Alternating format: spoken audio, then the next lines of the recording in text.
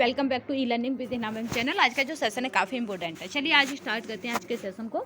यहाँ आप देख ही पा रहे होंगे नोटिफिकेशन में कि 4 वर्षीय यूजीसी कोर्स में 75% अंकों पर सीधे पीएचडी में दाखिला।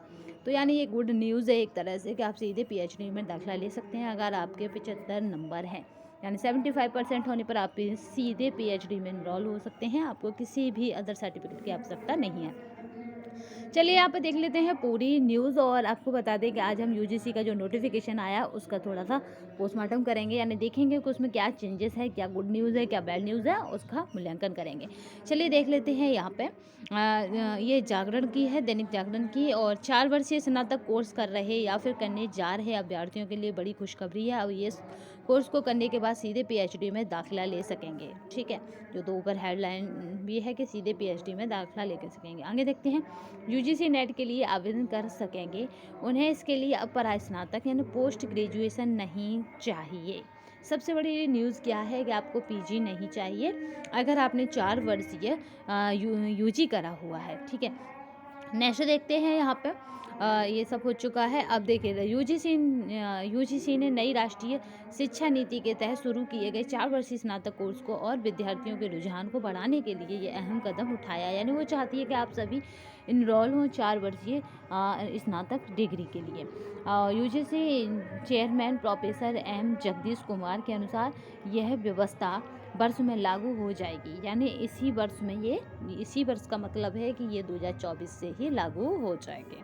ठीक है, ये व्यवस्था इसी वर्ष में लागू हो जाएगी। इसी दौरान एससी और एसटी और जो मैं कहूँ रिजर्व कोटा है किसी भी तरह का हो, उनको 5% यहाँ पर राहत दी जाएगी। यानी 75 की जगह उनके 17 होंगे, यानी 70% अंक पर भी परसेंटेज पर वो दाखिला ले सकेंगे।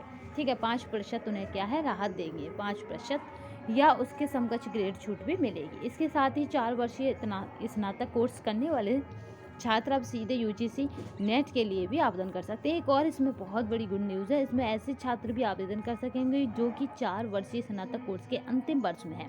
अगर आपका फाइनल ईयर चल रहा है या आपका फाइनल सेमेस्टर चल रहा है तो भी आप इसमें अप्लाई कर सकते हैं। स्नातक कोर्स करने के बाद छात्रों को एक और बड़ी राहत दी गई है कि नेट के लिए उन्हें विषयों की बाध्यता से छूट दी जाएगी। यानी मेरा मन है यूजीसी